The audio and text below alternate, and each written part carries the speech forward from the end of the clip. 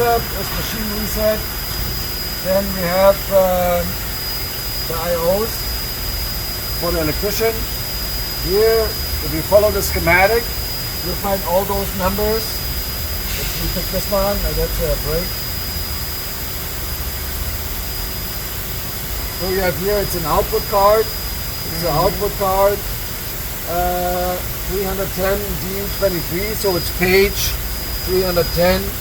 It's module D23 is your card number. And then you have your outputs. And you see right now, number 7 is on. Number 7 is N-port slip, 10 millimeter retracted.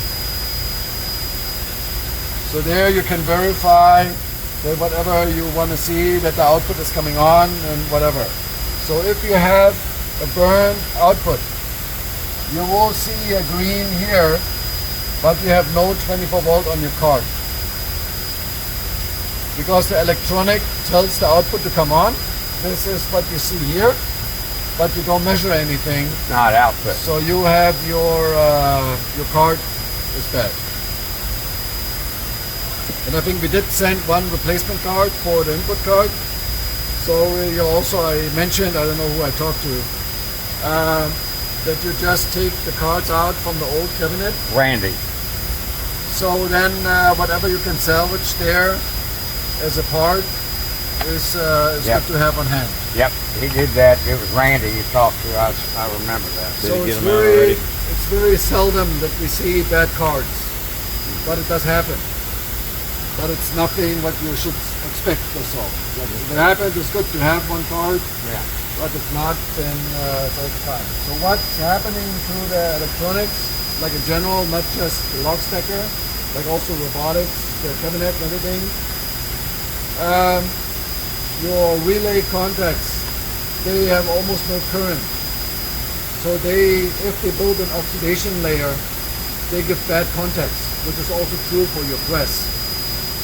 So then you have to replace your relay because that's the issue. So there are certain functions in the robot, I guess also, yes, the robot cabinet with the robot interface. So there are certain relays, they have to be closed, two circuits at the same time or just a couple milliseconds apart from each other for the safety monitoring.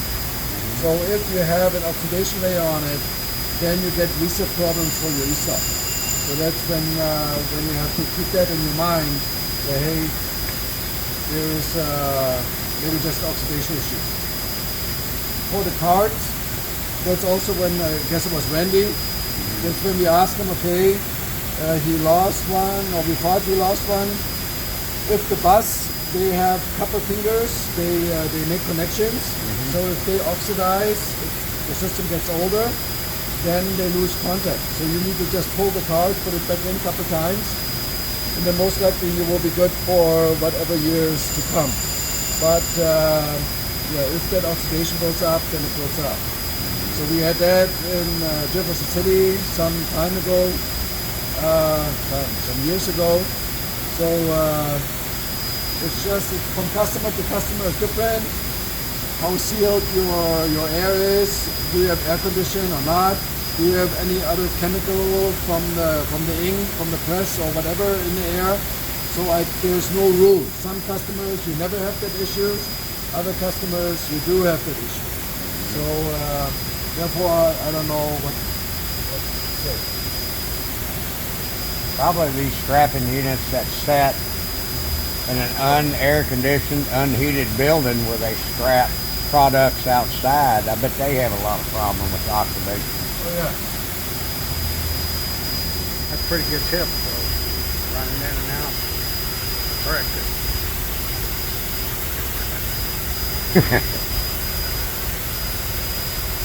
For the maintenance screen, I will just tell you the password in a smaller group, like whatever management allows to share. I only want to show you that the adjustments are there. If you have to change anything here, after a while you know exactly what you do. I don't care. For the beginning, if you only think you have to do something, we should talk about it. Yeah. And don't just go there and do something. Yeah. So here you have for the screen, We have shift registers for the stop positions, and when certain events will start to happen, like shift register gap starts at a certain millimeter. A shift register gapper starts. So this is one is the gap of the stream when there's a gap detected, and the other one is for physical gapping, which is the module on the gapper section over there.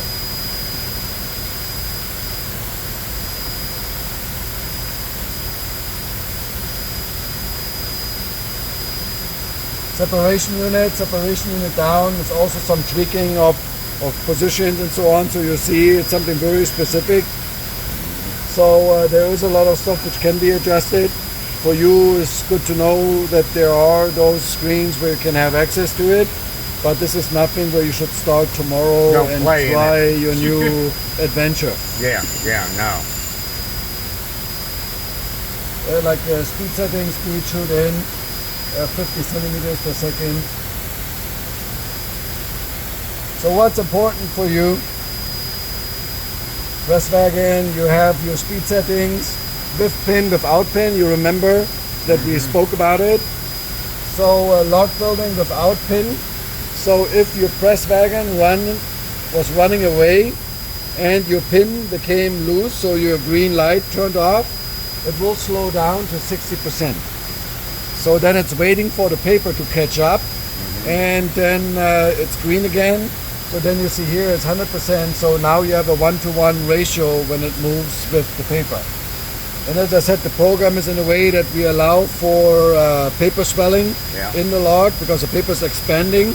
So therefore your Presswagen will run a little bit faster anyways, even it shows you here 100%. So that's why you see that switching back and forth.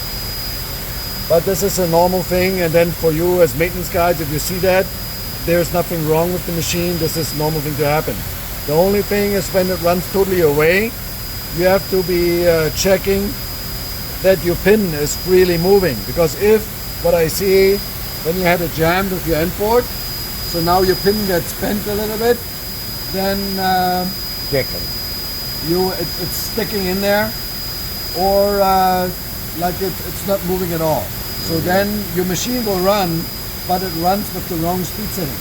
So you'll see when it's not moving away, that there's building up too much pressure in the log.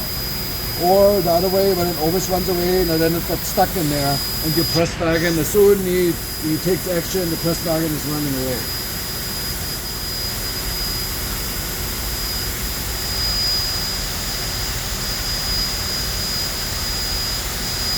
Your summary, how much products went through the machine, and how many logs went through the machine in total. So that's a totalizer, which is a running counter.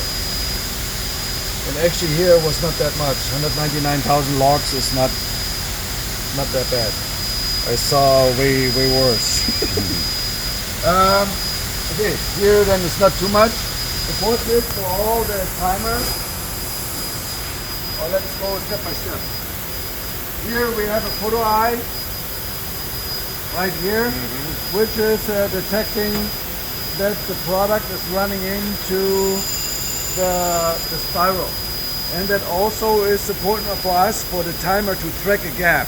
So the gapper is making a gap, then you see your physical gap, and then your gap is moving into your log stacker. And with that eye, we trigger exactly that position when that gap is opening. So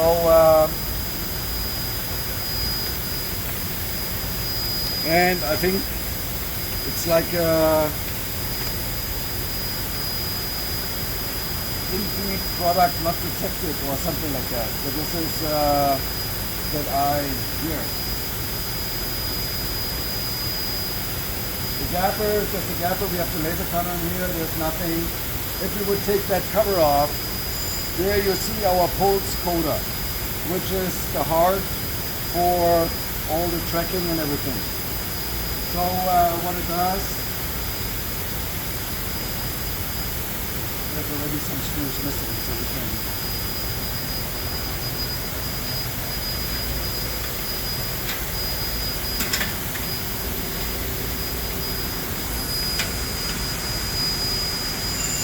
Excuse me.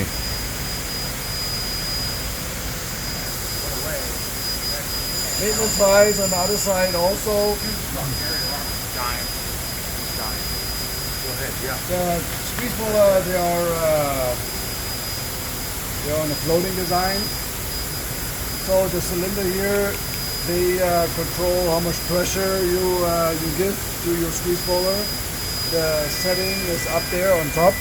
And then also here, they should have a little walkway here, like a step up, so that the operator actually can look inside the machine to do adjustments and so on. So they will wear out over time just per design, because they have to hold all the beating when the products are coming through. And if you hear a little bit of chattering, then there's nothing broken. It's just that the unit makes what it should do. It should squeeze the product and it's riding on your shingle. So then a little step up of the product, they make that sound. Here you see that sensor. Yep. So when your machine starts to be out of running out of sequence or like crazy stuff that you cannot explain, then this is the reference. So this is the pulse where everything is calculated. You saw a lot of the settings, they say like 10 millimeters, 15 millimeters, or whatever.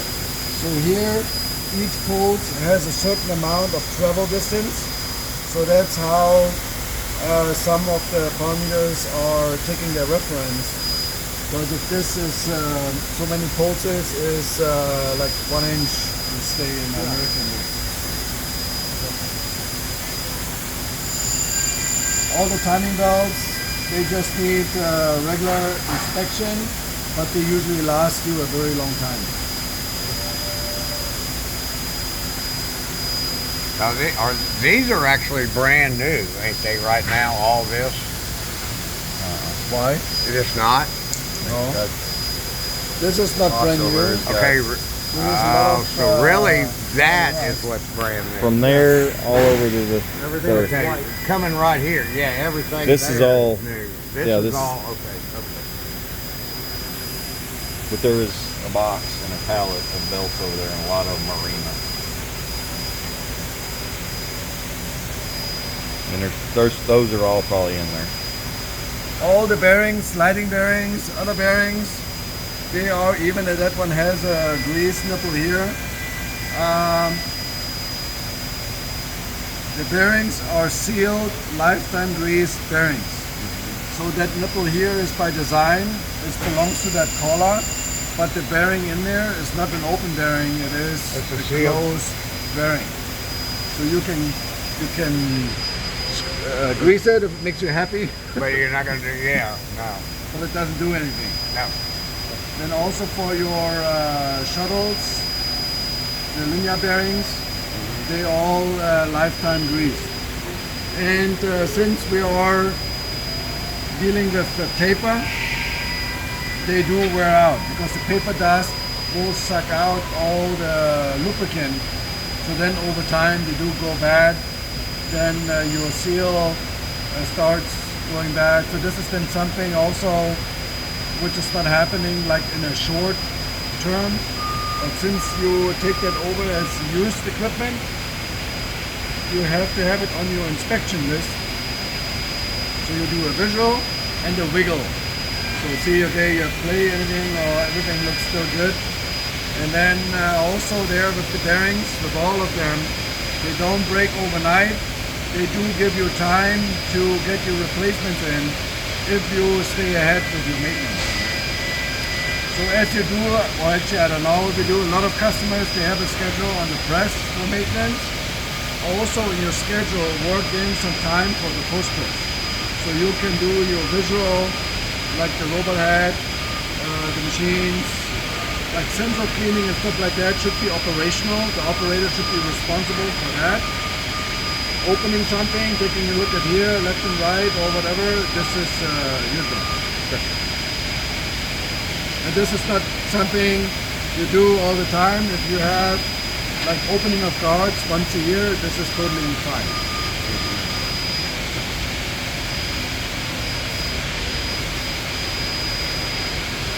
Any question? Okay. Yeah. Screw tight.